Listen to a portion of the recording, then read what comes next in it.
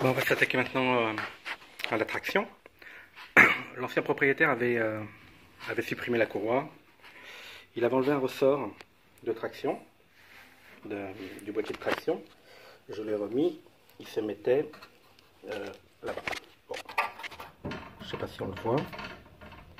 Peu importe. Mais surtout, il avait retiré tout le système qui permet au boîtier de traction d'actionner les roues. Moi, je vais les remettre. Je vais les remettre. Là, il y a le droit, il y a un dé. D'accord. Il y a le droit, il y a une rondelle. La rondelle, elle se met là. La clavette, elle a un sens. Voilà. Donc la clavette va rentrer dedans. La rondelle se met de ce côté. Là. Donc clavette. Et quand on retourne, il y a dessus une petite rondelle et le circlips. Voilà. Donc tout ça, ça doit se mettre là. La roue a fait un petit peu de bruit. On va en profiter pour graisser les roulements. Voilà.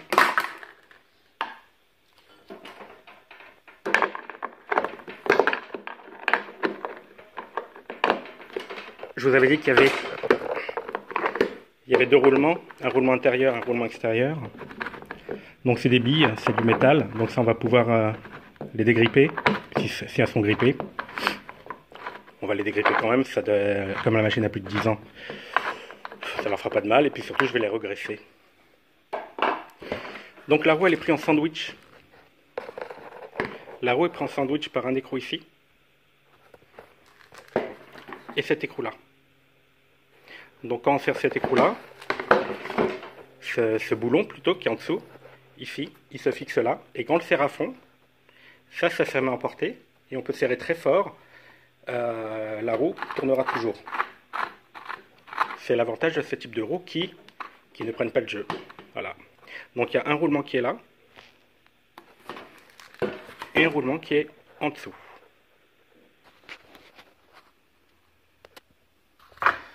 Pour démonter l'axe, je vais le mettre dans l'étau, je vais mettre l'écrou en dessous dans l'étau, je vais serrer, voilà, pour défaire l'étau, l'écrou, et ça, on y va, allez bouge, voilà.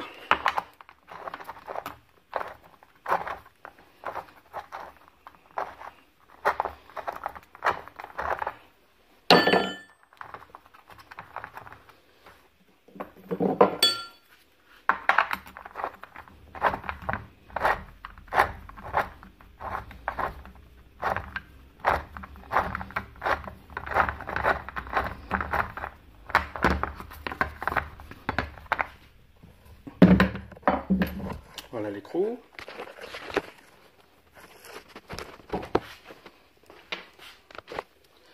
Maintenant l'axe, le voilà. Il est un petit peu dur. C'est pas grave.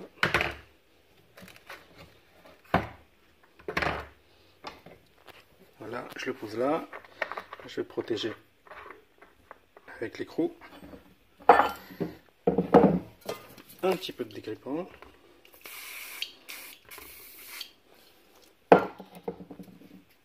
Et doucement.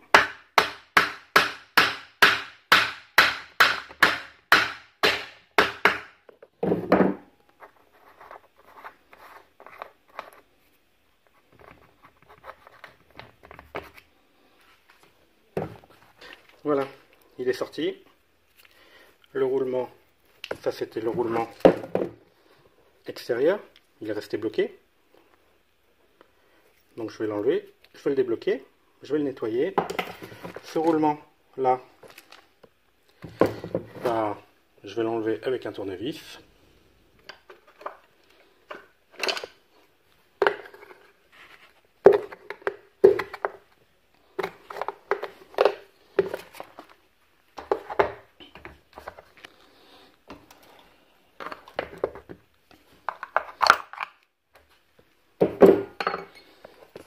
Et voilà.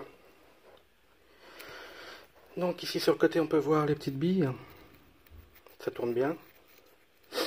Je vais mettre du dégrippant, je vais mettre de la graisse. La graisse, je vais la mettre avec cette petite chose là, c'est un graisseur. Voilà. La graisse que j'utilise, c'est pas n'importe laquelle. Pour le roulement, elle n'a pas trop d'importance, mais plutôt que d'avoir 15 graisses différentes,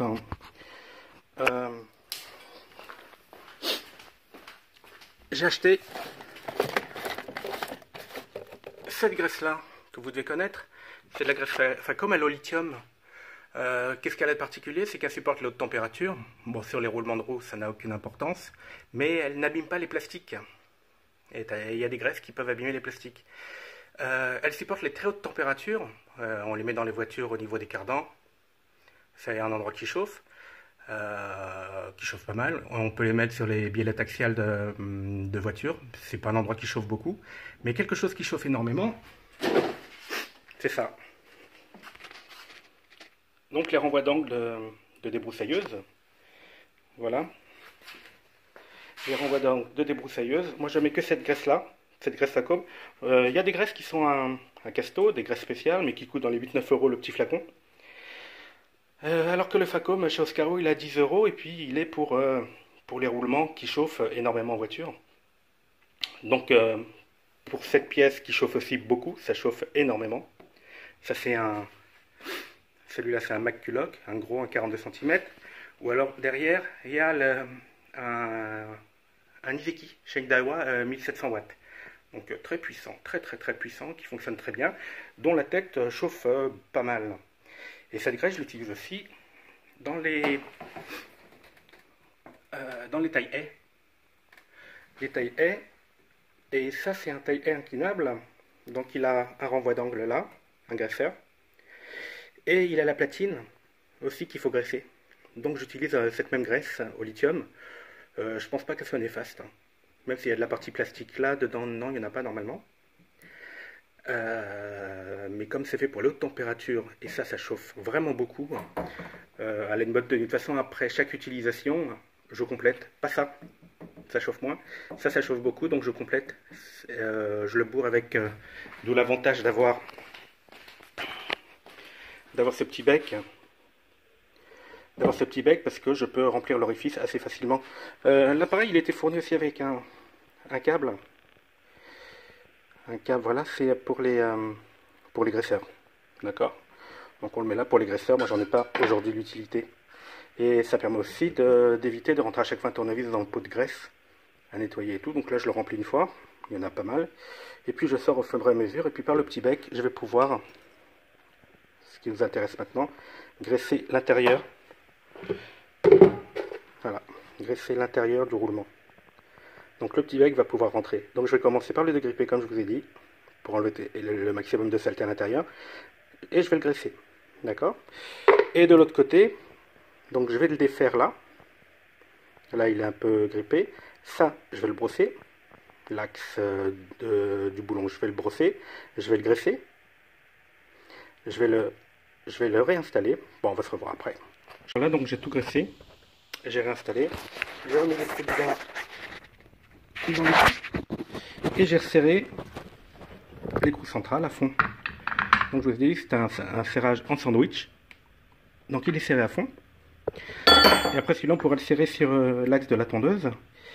Et on pourra le serrer aussi à fond. Et ça donnera aucun problème. Voilà. Une roue qui tourne très bien. Double roulement à billes.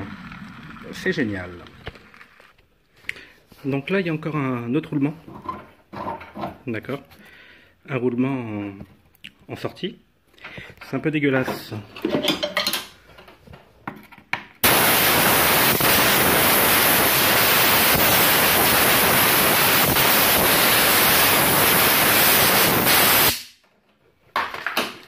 Voilà. Donc je vais huiler l'axe. Ici, il y a un petit circlips. Je vais le défaire, je pense. Je vais déjà mettre du dégrippant, voir ce que ça donne.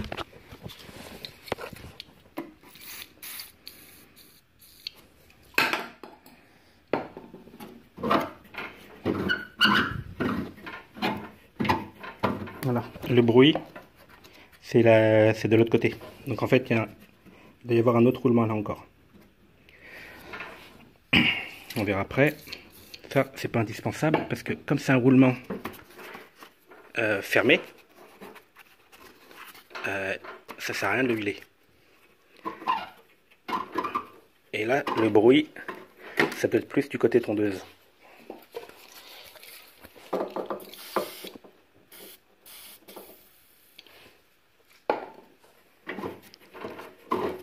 Voilà.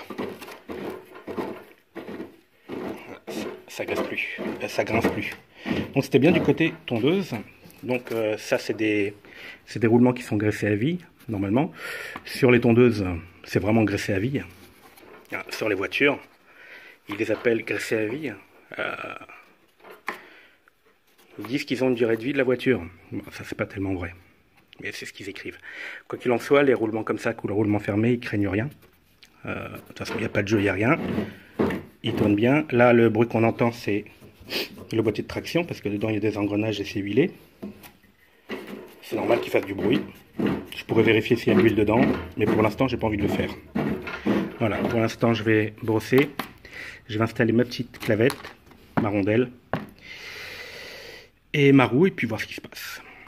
Côté gauche, la clavette a un sens.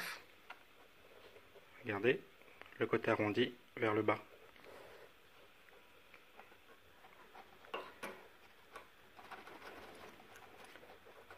Voilà. Le DW40 qui est toujours génial. Pas de graisse, hein, j'aime pas la graisse. Voilà, là il coulisse très bien.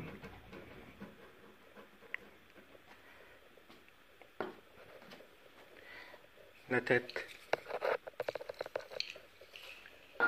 Voilà. En fait c'est fermé, vous voyez, il y a une grande coupelle. Donc ça empêche la crasse de rentrer dedans. L'humidité, ouais peut-être, mais là, vu que je le bourre de DW40, il n'y aura pas de la crasse tout de suite. Voilà. Et comment c'est qu'il est bien mis? Bah c'est simple. Hein. Quand on tourne vers la droite, on voit que la direction elle tourne. Enfin la traction elle tourne. Et si on y va dans l'autre sens, on entend la petite clavette qui bouge et rien ne bouge. Voilà, donc c'est génial. Là on entend bien le boîtier de direction, donc avec la partie de gauche qui tourne et la partie de droite. Donc on peut penser qu'à l'intérieur il ne doit pas y avoir de défaut, enfin d'apparent. Donc qu'est-ce qu'il me reste à faire? Bah, remettre la petite rondelle.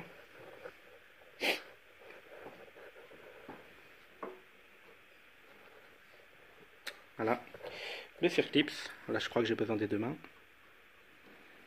Parce qu'un circlips, même si je suis très musclé,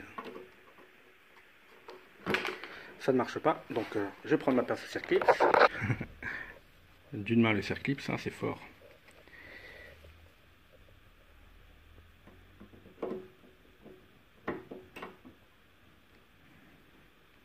Voilà, quand on a les bons outils, ça va tout seul. Voilà. Comme le circlips, c'est aussi de la ferraille. Ça ne gênera pas. Donc on a bien à l'envers, on entend le cliquetis. Et à l'endroit, la traction. Donc il est mis à l'endroit. Il est bien posé. Il manque plus qu'à mettre la roue. Voilà, donc je vous ai dit que les deux roulements ils étaient pris en sandwich là. Hein. D'accord? Cet écrou, donc il est vissé de l'autre côté avec ça. Et il est bien solidaire. Et il tourne. D'accord? Et moi je vais serrer donc cette petite partie là, embutée avec cet écrou. Je vais pouvoir le serrer à fond.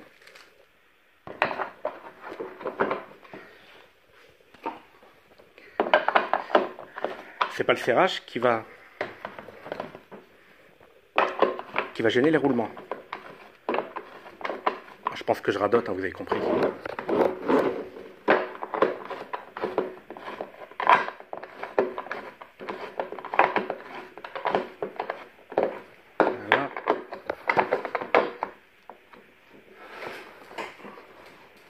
Voilà, à fond. Un petit enjoliveur.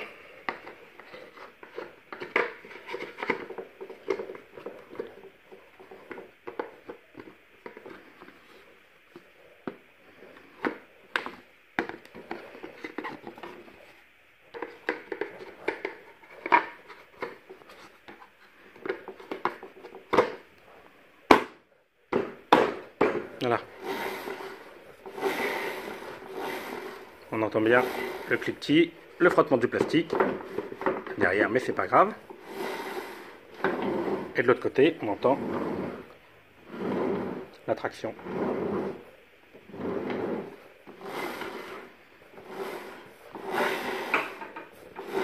Voilà, une roue. Bah, pareil de l'autre côté. Bah, le côté droit, j'ai fait la même chose que le côté gauche. J'ai démonté l'écrou, j'ai sorti les deux roulements, je les ai dégrippés et je les ai graissés. Voilà, j'ai serré évidemment l'écrou pour qu'il soit bien embuté contre les deux roulements. Concernant l'axe, je l'ai nettoyé, je l'asperge de W40, j'en mets sur la tête, j'en mets sur la clavette et sur la rondelle. La rondelle, la voilà. La clavette, je vous ai dit qu'elle a un sens. Voilà, vous mettez l'arrondi vers vous.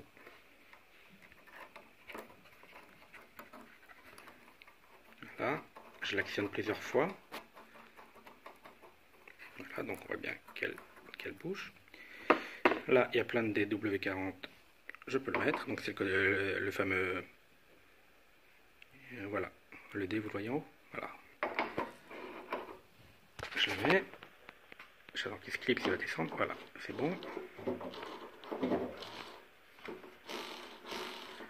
On entend le cliquetis. Dans le sens, quand je dévisse, ça fait tourner le boîtier de direction. La petite rondelle de direction, vous avez compris, hein, de traction. La rondelle et le circlips d'une main.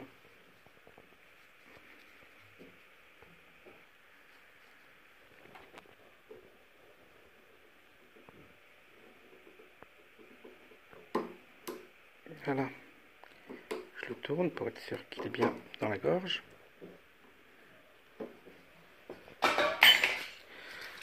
Le DW40 dessus, c'est pour éviter la rouille parce que c'est de la ferraille ça. Voilà.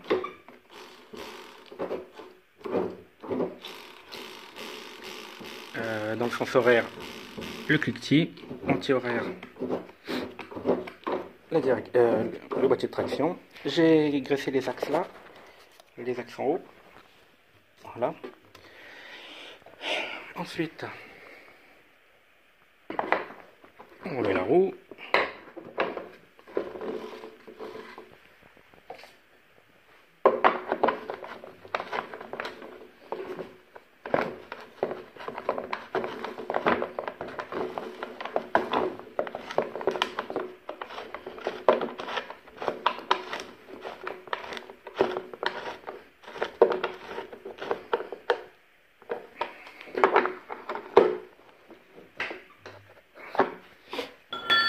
Les circlips d'une main, c'est facilité.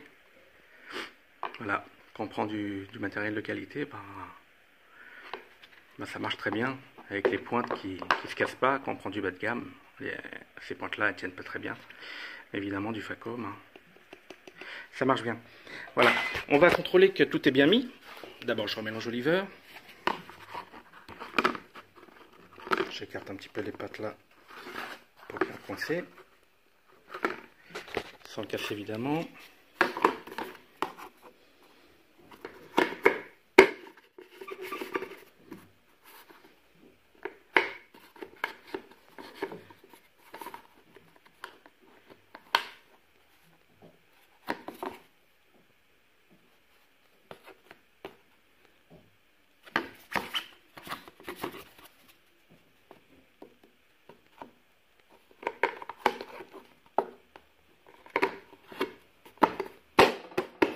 Voilà.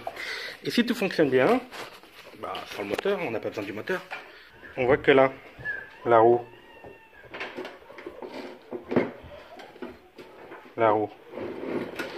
elle tourne dans les deux sens.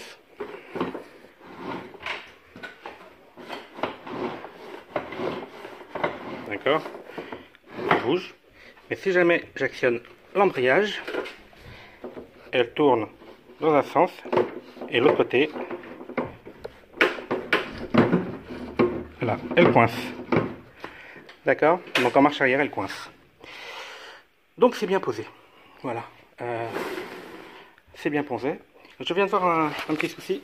La couronne, là on la voit pas.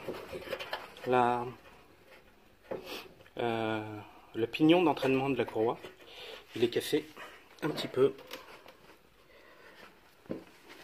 Est-ce que c'est pour ça qu'il avait tout démonté? Je sais pas, on verra. De toute façon là j'ai commandé la courroie.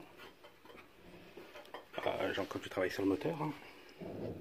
J'ai graissé les roulements des roues avant aussi. Zéro jeu pour une machine de plus de 10 ans. Voilà. McCulloch. McCulloch il coûte cher mais McCulloch il fait de la bonne cam. Il fait de la bonne cam. Voilà. Ouh. Allez.